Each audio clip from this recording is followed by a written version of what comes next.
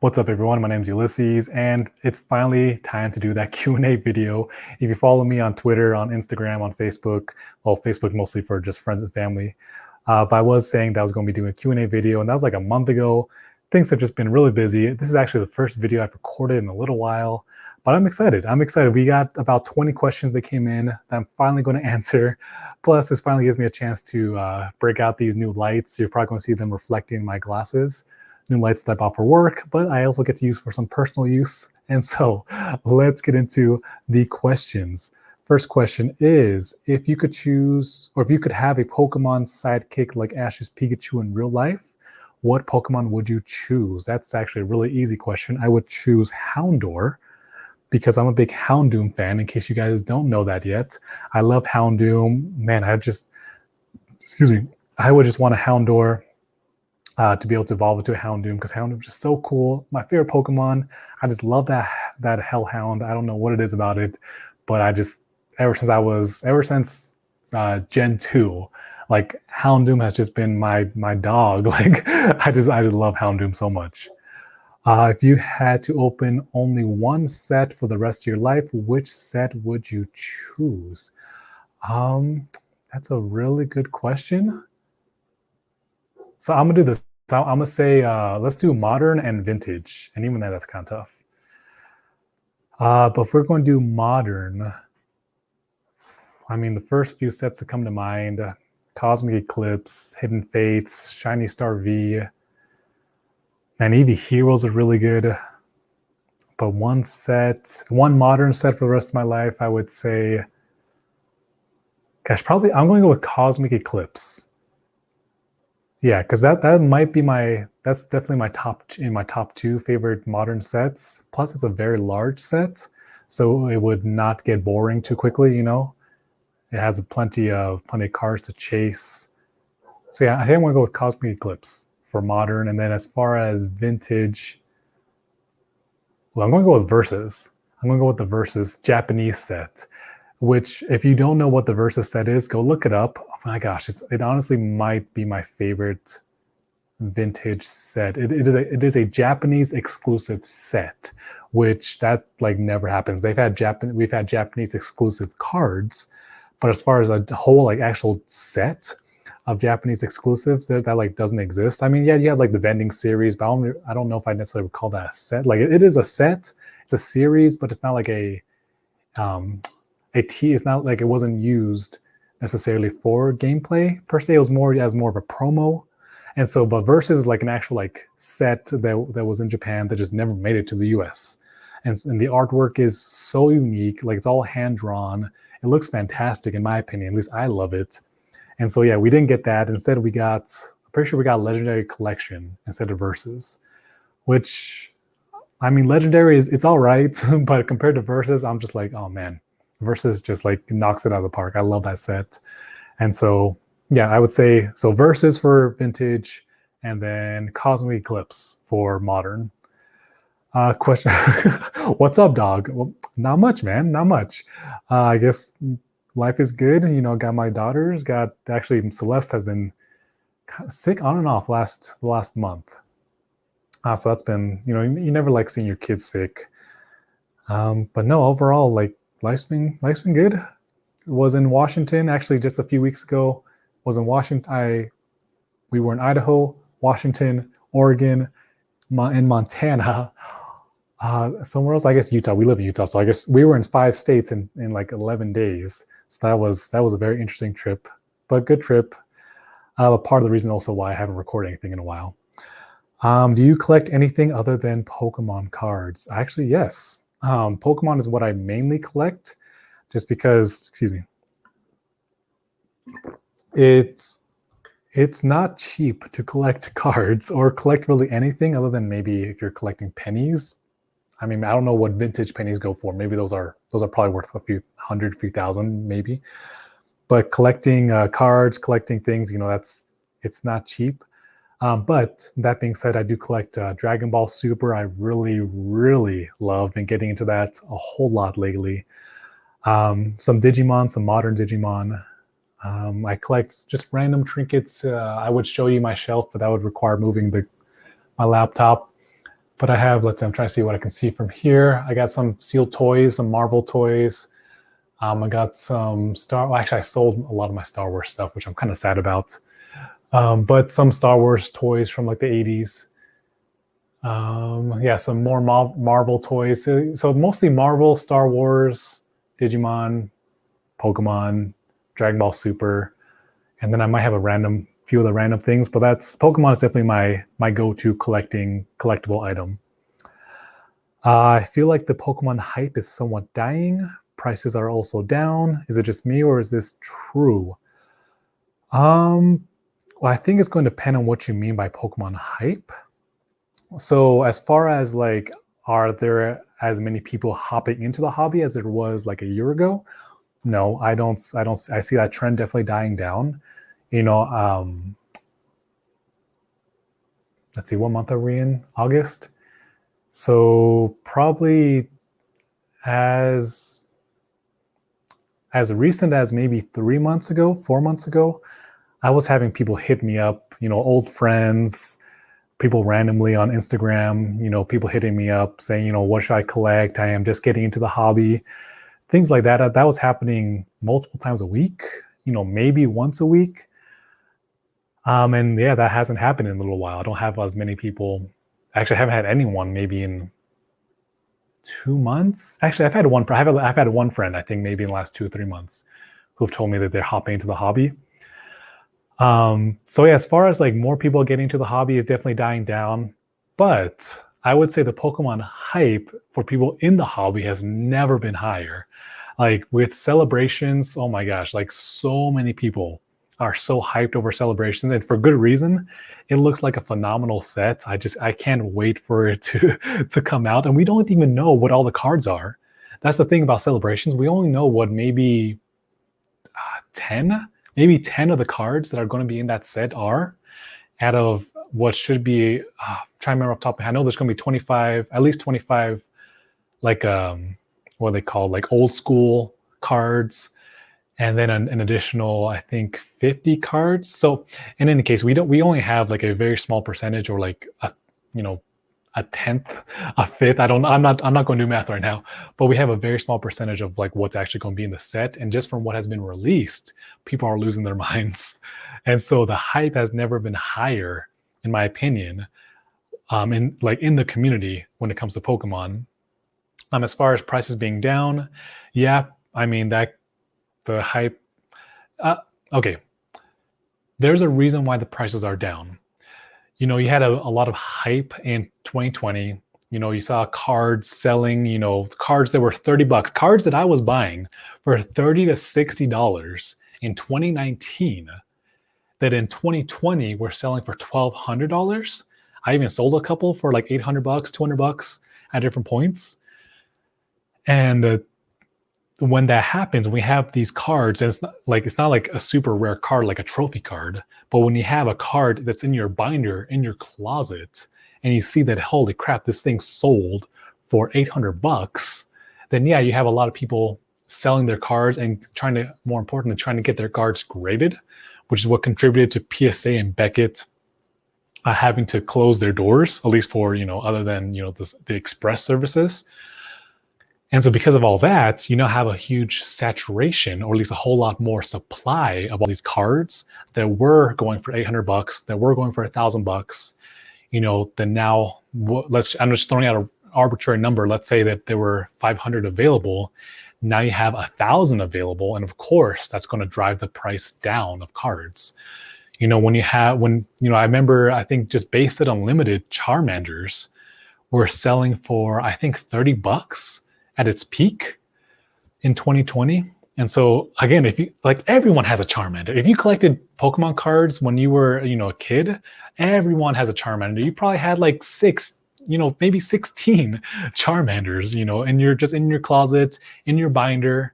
And so of course you're going to start throwing those on eBay. You're going to start throwing those on Mercari, Facebook Marketplace. And because of all this huge supply of those cards, you're going to have prices going down. I believe that base set Charmander is now back down, unlimited. I'm not talking about first edition, just unlimited. I think it's back down to maybe like $8, $5, something like that. A much more reasonable price. Um, but yeah, I would say a lot more people as well are, not into the hobby as well. People have gone back to work. A lot of people have, they're not in quarantine anymore. Some people did come into the hobby just to make money. And because you can't make as much money anymore, again, those Charmanders aren't worth $30 anymore. That, one card that you send in the PSA that you don't have back yet is now worth $800 anymore. You have people leaving the hobby. Like something I have seen, a trend I have seen over the last couple months, or really the last maybe 40, 45 days, especially, is I've been seeing a lot more people trying to sell their whole collection. I've been seeing a lot more of that lately. People just completely getting out of it, completely selling everything they have. Everything from sealed product to just binders of stuff. They're just trying to unload everything because for one reason or another, they're done. Maybe it was all hype, and maybe they just needed something to get them through the pandemic and whatnot, being indoors all day. Maybe they were just trying to make a quick buck, whatever the case may be. Just there's a lot more people getting out of it. And I shouldn't say a lot more people. It's just a trend I've been seeing more lately. And yeah, I think that kind of covers it. So again, overall, there's not as much hype to bring people into the hobby. You have people who I think were more money motivated leaving, which I think is a good thing. There's nothing wrong with selling cards, nothing wrong with having a Pokemon business.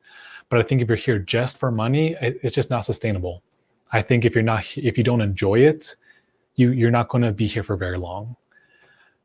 And yeah, I think that's it. Sorry, it's just kind of it's a good topic because it's something that I think a lot of people. I've been seeing a lot of people saying, like, even like the thumbnails on YouTube, like, the market is crashing and whatnot. People are leaving, and it's not 100% true. Like I said, there are some people leaving. There are people selling their collections, but again, I think those are people who are just here for a moment. The actual people, the actual collectors, I've never seen them more excited. Again, celebrations. That actually might bring some more people back into the hobby, to be honest, because it's just such a good set.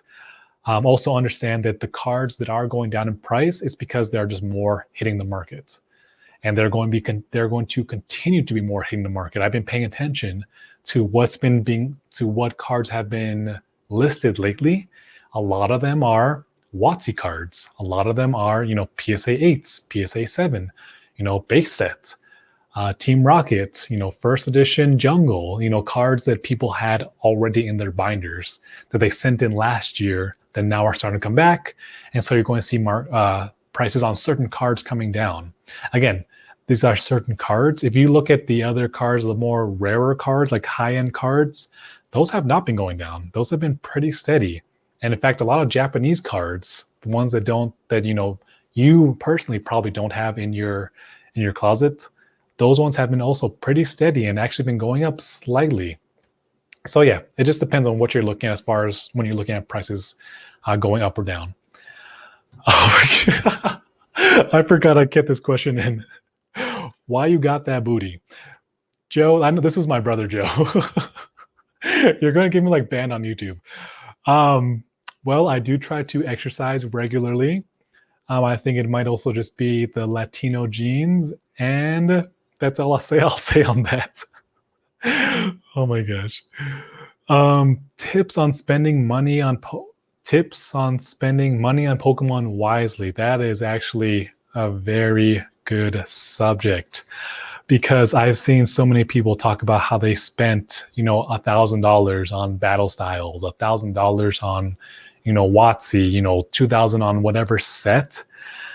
And, if you have that money, like if you have a discretionary income of, $5,000, then, do whatever the heck you want with it, so long as you're, considering your future, saving some away, investing some in something, that's going to grow later. But tips on spending money on Pokemon wisely. This is also something that I have to reel myself in sometimes, because I could easily spend thousands of dollars on Pokemon easily every month, but I know that's not a wise move for me financially, as much as I love Pokemon. Gosh. So first things that come to mind, and honestly, a lot of these tips that are coming to mind are just basic financial tips. And so first and foremost, make sure, oh my gosh, yes, make sure you are not going in debt for Pokemon cards. Even if you're doing it as an investment, like don't go in debt. Don't go in debt for shiny cardboard. I don't care what it is. Unless you can, obviously, if you're using like a credit card, then you pay it off immediately, because you get cash back. Think like if you're being wise like that, strategic, then yeah, by all means do that. But I'm talking about the person who spends $1,000 and then is trying to pay that off for the next 4 months. That's not a wise strategy. That's not a very good strategy for collecting, because what happens when Celebrations comes out? What happens when that one card that you want is at a decent price and you have $1,000 of credit left? You're just going to start getting yourself into like a big pile of debt that is going to make you have to sell part of your collection, have to sell cards that maybe you wanted as an investment, but now you can't keep it for, that 10 years or 15 years. You have to sell it 2 months after you bought it. And so make sure you're not going in debt, live below your means. When it comes to finances, my thought is always live below your means while you're increasing your means. And so, whatever you're making per month, what can you do to increase your means to, collect or to invest, or, just to, be able to provide better for your family. I would say also make sure you know what your goals are when it comes to collecting. I think a lot of people, especially when they first get into the hobby, there's so much. Oh my gosh, there's so much you can collect, from new product, new sets being released every few months.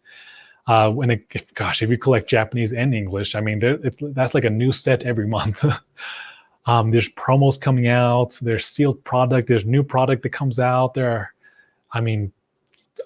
vintage cards. There are so many cards available that you could collect. I would say know what your goals are and be extremely strategically patient. Because again, it's very easy to have that what's the FOMO, that FOMO mindset of like, oh my gosh, I have to have that new set the day it comes out. And so you're pre-ordering it, but you're paying $20 more than what it would have been if you had just waited. And so don't get that FOMO. Don't have FOMO. Know what you want to collect. If you want to collect binders, like full sets, understand that does not need to happen in 2 months. It can take you 3 years to complete a set, and that is perfectly fine, so long as you are strategic. Because again, it can be very easy to get that FOMO, to get that, get on the hype train of the new set, and like you have to open it because it's a new one and everyone's talking about it, and all the YouTubers are just like, talking about this new set, and oh my gosh, my best friend pulled that one card and you wanted it. Don't get caught up in it. Don't get caught up in the hype. Stay focused on your goals, so that way you make wise decisions with your money. Because here's the thing. Let's say you want to complete Battle Styles binder. That's actually one of my goals. A Battle Styles complete master set binder. If you had just started when it first came out, let's go actually before it first came out. If you had been pre-ordering the booster boxes, you would have been paying about $130, $140 for booster boxes. Fast forward, not even 3 months? Has it been 3 months since Battle Styles released? Maybe 4 months? Prices for Battle Styles booster boxes are now like $90, $85 in some places. You could have saved yourself a whole lot of money. Not to mention, Battle Styles does not have the best pull rates. So if you had just waited 4 months, the prices of individual cards would have gone down. So again, that's why I say, know what your goals are and be strategically patient. You can still open up some packs. You can still, whatever you can do in your own, in whatever your set budget is, but be patient. Be strategic, be patient. Other tips, do trades. There are oftentimes you don't have to buy a new set or buy the card that you want. You can do a trade with something. If you have duplicates, trade your duplicates for that card that you need or that you want. And yeah, I think that's pretty much it. Again, I guess overall, hopefully this makes sense, but overall, know what your goals are. Know that you don't need to collect every card. That's another thing. I guess that goes back with having goals. You don't have to collect every single card ever made. There are people who just collect Odysseys. There are people who just collect Magikarps. There are people who just collect Squirtles. Like, you don't have to collect every single card. Know what you like. Collect what you like, even if it's for investment purposes. Like, collect what you like. You don't have to collect everything. You don't have to collect every single Charizard. Just collect what you enjoy. And again, if it is for investment purposes, then yeah, be strategic, but know what you, again, have the goals, know what it is that you're trying to collect. So yeah, have those goals. I would also say set a budget, like in a realistic budget. If it's $20, it's $20.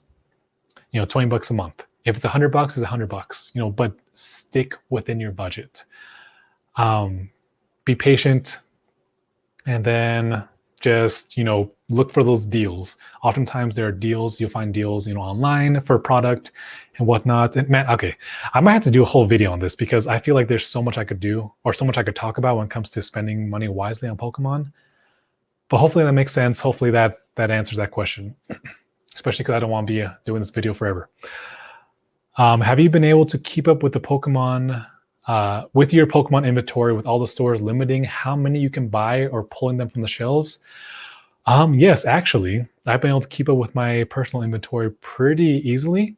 The only thing that has been a bit of a struggle lately, or at one point, was just that was really the prices of certain cards, of certain sets. They started going up, obviously, like beginning of this year was kind of hard to get a certain product at a decent price. But as far as being able to keep up with stores limiting stuff, yeah, because the main thing, actually, in 2019, I started doing this in 2019. I want to say because why did I start doing this? I think it was more of the trend of realizing that I could get cards a lot quicker, a lot easier, and use my time better by ordering stuff online. And so I started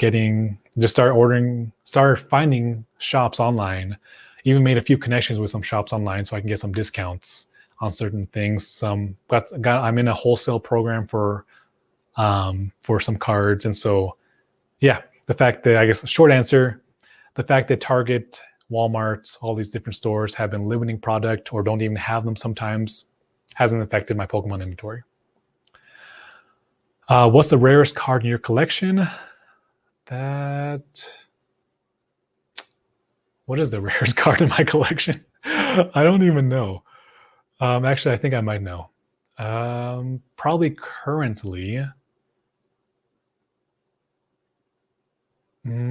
probably my 1998 Koro Japanese computer error PSA 9 card, which is such a sweet card. It's such a beautiful card. I love the artwork. It's so cartoony, but I really enjoy it. So it's not like the rarest card in the world by any means, but as a PSA 9, it's actually pretty rare. I believe there are only 65, somewhere in the 60s amount of PSA 9s available, and I think only about 25 PSA 10s because Koro.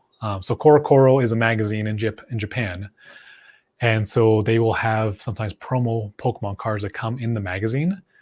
And so because of that, because you have a magazine being shipped, being mailed out, those cards sometimes get damaged and not in the best condition. And so, especially for cards from the 90s, like, it's really hard for that card to get PSA 9 or 10. And so, yeah, as a 9, that's definitely probably my rarest card. I love that card. And I have several copies of the PSA 9. I will say that. What made you want to start a YouTube channel? That's a good question. Actually, I think I've talked about this on the channel before. But let's see. I actually started, whoa, there's a big old spider on the floor. Hold on. Where did you come from, little guy? Sorry, totally getting distracted. But yeah, just saw something moving out of the corner of my eye. I was like, what in the world? Anyway, what was I talking about? What made me want to start a YouTube channel? So back in I think I actually want to start YouTube channels as far back as maybe 2017, maybe even 2016. And I wanted to start it. I want to start it. I wanted to start it more so because I wanted to share my thoughts. I thought that maybe I could share some thoughts that I thought were uplifting, that would give people what I hope would be a healthier perspective on life. I see so many people, they just have a negative perspective. And I think when you share without being like overly positive, without being, not trying to critique other people, but just sharing your perspective on life, when it's a positive one, when it's something that uplifts others, I think it's really needed. I don't think there's enough of that in the world. I think when a lot of people are negative, they tend to share that more than when they have a positive thought. And so I definitely want to share, the more of those uplifting thoughts, more of those uplifting, I guess, messages. And actually, if you scroll down to my first videos, that's all they were. But yeah, it wasn't until I think 2018, I had a friend, Heidi, and her husband Rex over. And I've shared my thoughts before on Facebook, just, typing them out, sometimes video form and whatnot. I think I've shared a few on Instagram as well. And, people who are close to me kind of know I have a more positive perspective on life. And I remember sharing with her that, we were eating, or no, we were just sitting around talking. And I told her, yeah, I kind of wanted to start this YouTube channel. And she looked at me and she said a few things. But one thing that she said was, how dare you? Like, how dare you not share?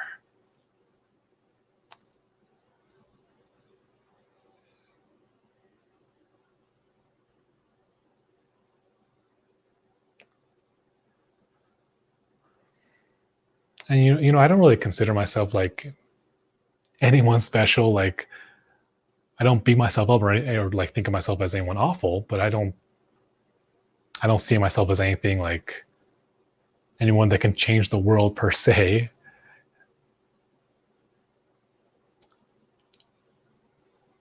But just based off her feedback and the feedback of some other people, I don't know, I think maybe I do have something that I could and should share, that perspective on life, those messages, especially when done genuinely, when it's not forced, that I think really could help others. And so I think she committed me to start the YouTube channel within like 24 hours or something like that. And so I did. And to be honest, one of the reasons I kept putting it off was because I was like, no one's going to watch this. I was really shy. Like, I still am a little hesitant to be in front of a camera. Like, I don't love, like, even though some people say I sound pretty natural in front of a camera, I don't love this. Like, once I get going, I kind of just get going because I get into a flow, but I don't love like setting up the camera, being in front of the camera and talking. Like, I don't necessarily like watching myself. But yeah, I started it and it was really inconsistent for a little while. I got into Pokemon and then, I started realizing people were doing Pokemon content. I was like, oh, this is a thing. Maybe I could also share a little bit of the thing that I enjoy. And so it just kind of started and here we are now. And you know what? I really do try to mix the two. Lately, I've been trying to, add, that perspective and adding that perspective element to the hobby. But I think I got to do that more. I think I share that more because you never know. You never know. Something that you say just might be what someone needs to hear. But yeah, thank you for asking that question because I think I kind of forgot a little bit why I started this channel. What do you do for work? So I work with my dad. It's a family business, so it's Metapure. Go look it up. Metapure on Facebook. We need English followers. We have lots of Spanish followers. That's like 95% of our business is the Spanish market. But really want to grow on the English side too. But yeah, go look it up. Metapure on Facebook. Metapure Incorporated. I think it's just be Metapure English, or is it just Metapure? I don't know. I think if you go look up one of my social media pages, I have the links somewhere. But I do marketing. I do content creation. And that is basically it. Also, because it is a family business, the core of the business is pretty small as far as like the core group. And so I do whatever else needs to be done. Not so much anymore. Actually, that was probably more like 3 years ago. It was everything. We were juggling so many different things. But yeah, and just as a side note, so this is part of the reason why I like sharing a more positive and healthy perspective. What we do as a business is we help people with chronic illnesses, reverse them, but also we talk a lot about mental health. We educate a lot of people on the body and the mind. My dad is a biologist. He works with he trains doctors in multiple continents, and we have seen so many different cases where the root of the issue, the root of the physical illness, was because someone's mental health was very poor. The way they were seeing life actually led to a production of different hormones in the body that led to them developing a chronic illness. And that's not just some weird, I don't even know, thoughts become things, like nothing like that. It is something like that, but not like in the pseudoscience, like this actual scientifically, like doctor-backed, like research-backed, like stuff. So it's really interesting. I could talk about that a whole lot, but we're going to move on because otherwise it's going to be that's going to add like another 20 minutes to this video. Why do you seem so positive all the time? Well, thank you for the compliment. I actually am not positive all the time. I should point that out. There are plenty of times when I do get discouraged, plenty of times when I am upset, plenty of times when I'm just tired. I'm not positive all the time. And, that's just life. I don't think life was meant to be just this always happy, always bubbly, positivity all the time, because that's not how life works. We have moments of discouragement. We have sad moments. I lost my best friend it's been about 18 months ago. I was extremely sad. I remember crying on the kitchen floor. Like, that's how sad I was. Life happens. Life happens. Your daughter might wake up in the middle of the night and then you don't get the best sleep, and you're kind of grumpy the next day. You're not as energetic. That's life. What I try to do though is just have a healthier perspective on life. Because I think a lot of people, they just focus on the negativity. They focus on the bad. Like, for example, if your daughter wakes up, they just focus on that. Like, oh my gosh. And they're blaming others. Like, oh, it's all my daughter's fault. Or it's my wife's fault because, she should have done this. And then, or she should have been the one to get her. And, we're blaming others. We're focusing on just the bad things around us, when that is not life. Like, yes, life, like I said, life happens. Negative things happen. You can say bad things happen, challenges. I prefer to say challenges happen, but life isn't just challenges. Life is also sunshine. Life is also rainbows. After every single storm, comes the sun. After this, you need.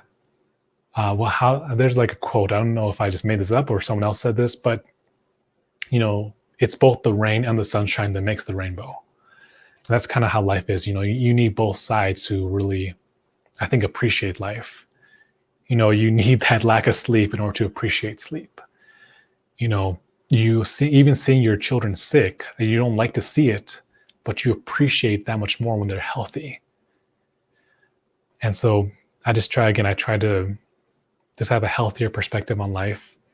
And, a lot of that, well, actually, man, all these questions I might just turn to, at least part of these questions, not the Joe and the booty one, but some of these questions I just feel like I need to turn to like their own videos, because I don't think I've really talked about it on the channel, but I've had two periods in my life where I suffered from major depression.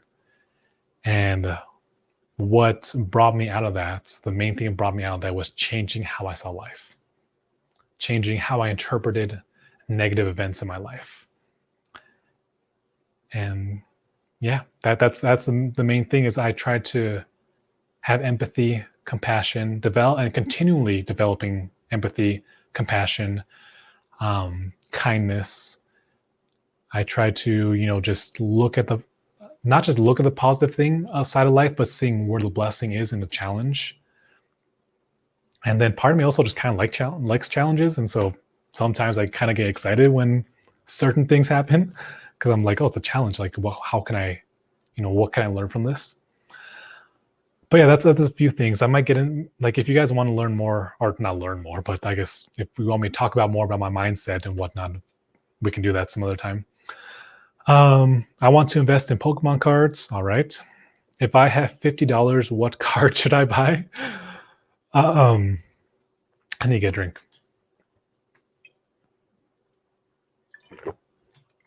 So let me just start off by saying, if you want to invest in Pokemon cards, the very first piece of advice I would give you is get educated on Pokemon. Again, going back to people hitting me up last year, the beginning of this year, a lot of them were because they wanted to invest in Pokemon cards. They were asking me, what do you think about this card? Should I buy this card? And every single time, the very first piece of advice I gave them was get educated. Because if you're not educated on the hobby, on cards, how collectibles work, you are going to lose money. And yeah, period. You're just going to lose money. And sometimes that's not a bad thing. If you just want to learn and you're okay with losing money, that's fine. But get educated. You absolutely have to get educated on the hobby if you want to make any kind of money. Like, it doesn't matter. Again, it doesn't matter if you're trying to find that card that you hope will be a $20,000 card later, or you simply want to, sell cards on the side because you want to have a TCG player account and whatnot. Whatever it is, get educated. You have to get educated on the cards, on Pokemon, on the community. Be involved in the community. Like, be involved so you know what's going on. Like, you can't be a passive Pokemon investor. You just can't. Like, I know there are some people are like, oh yeah, there's passive investment, which there's no such thing as a real passive investment, in my opinion. I've looked at all of them. But if you want to be involved in Pokemon investing, it's not going passive. It has to be active. You have to know what's going on. That's all I can really say on that. And I guess I'm just kind of thinking, like, the only passive investment really might be like if you just throw your money in, I don't know, like an index fund. But even, I don't know, even that I don't see 100% passive because there's someone doing something, like, but yeah. Anyway, if you have $50, again, get educated. There are plenty of $50 cards that I think would make good investments. But again, get educated. See, I have cards coming to mind, but I don't want to say them. Not because I don't want to help you out, but because I feel like if I just tell you what they are and you buy them, and then they let's say you buy it for $50, and in 2 months they go down to $30, but you're not educated, you might just be like, oh, this totally screwed me over. I lost money, and you sell it. You don't understand that card actually might be worth $100 next year, or in 2 years, or might be worth $500 in 10 years. So yeah, just get educated, because yeah, there are plenty of $50 cards or 50 and under cards that will be worth more than that in 5 years, in 10 years, in 15 years. What cards should I get? This is basically the same question. What cards should I get to start collecting Pokemon? Well, if you mean investing, same answer as before. If you just want to collect, I mean, that goes back to when I was talking about the whole spending money wisely on Pokemon. Honestly, collect what you love. If you love Pikachus, collect Pikachu cards. If you love, Digletts, collect Digletts. Honestly, start collecting what you love. Like, I would start, literally, what is your favorite Pokemon? What is your favorite Pokemon? Like, is it Weedle? Is it Blastoise? Hopefully it's not Charizard, because Charizard is an expensive card to collect. Is it Horsey? Like, are you just getting into it? Is it like Rillaboom? Like, what is your favorite Pokemon? Start collecting that. And then branch out from there if you want. But just start with what you enjoy now. And maybe it's a certain artist. Like maybe you really love Arita cards. Start collecting Arita cards. So just start somewhere with what you really enjoy, learn as you go, and then if you want, you can branch out. But that would be my advice for anyone who just wants to start collecting Pokemon cards. Okay, down to our last 4 questions. We've been at this for a little while. Okay, you can only choose one. Oh, okay, you can only choose one.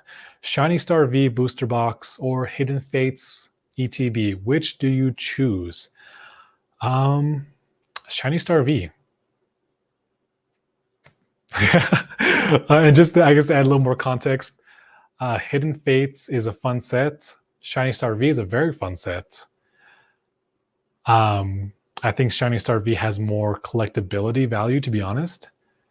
You just get, there's just a lot, it has a lot going for it. Even though Hidden Fates is a very good modern set, it might be the best modern English set as of right now. Celebrations might just knock it down.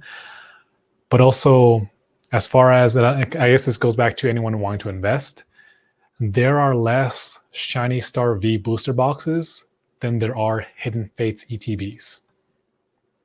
And I'm going to say that again.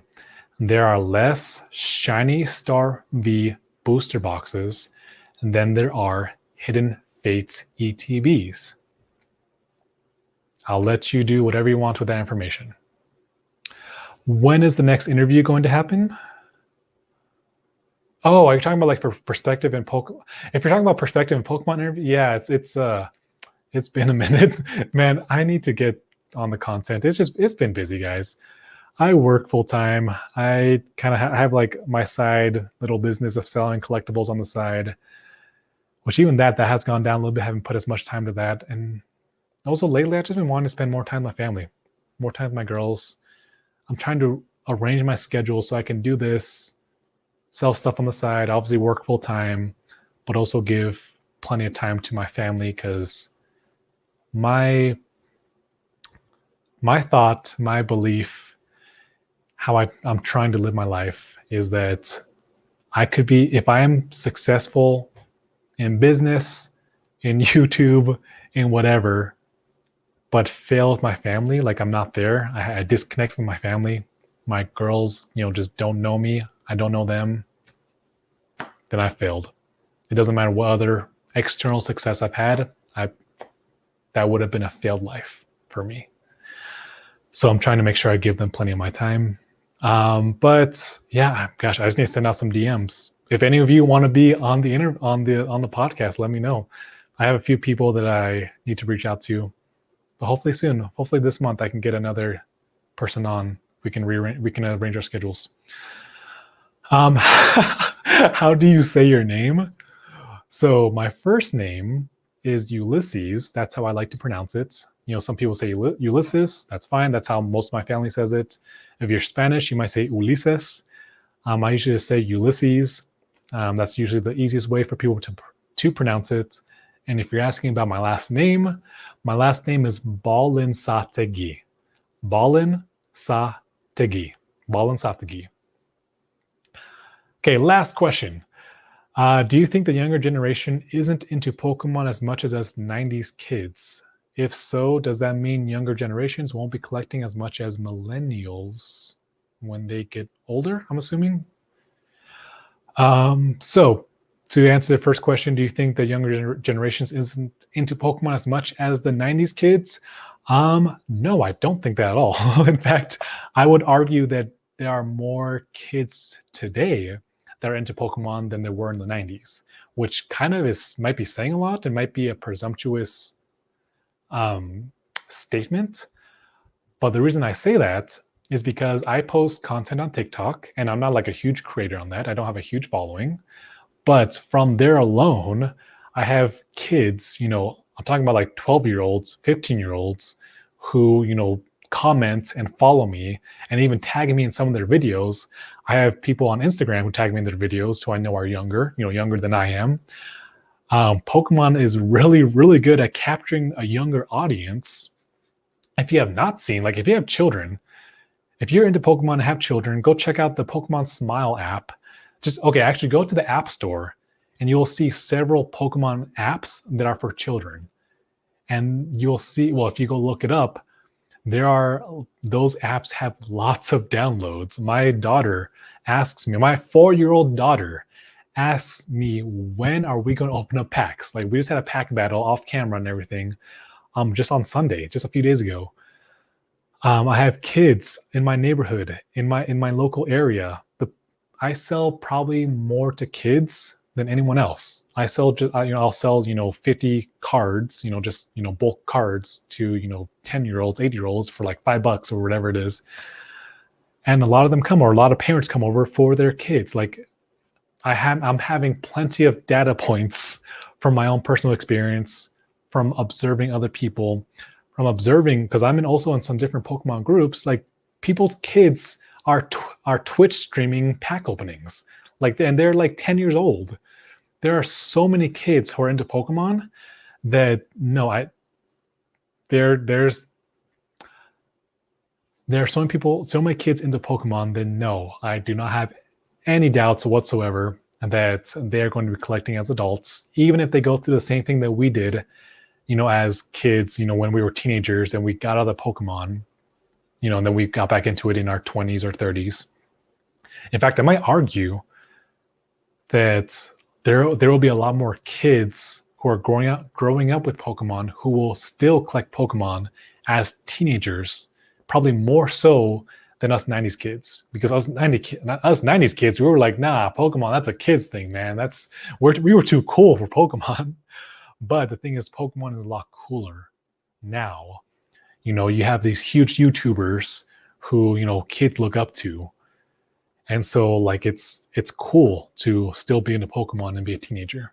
Especially if you could even throw in the money and be like, yeah, like this Pokemon card is worth, $10,000 or whatever, whatever the flex is, so that teenagers actually have a little bit of an incentive to stay collecting. And so, yeah, hopefully that answers that question. And that's all the questions I have for today. And that was fun. I don't know if you guys enjoyed that or not, but I just love doing these Q&A videos, just answering questions, just providing my thoughts. And hopefully you guys get to know me a little better and I get to know you guys a little better. And I might want to do these Q&A videos if you guys want, maybe like once a month. And just, yeah, that's it. That's all I got for today, guys. So hopefully you have a fantastic day, night, or whenever you're watching this. And I will catch y'all later.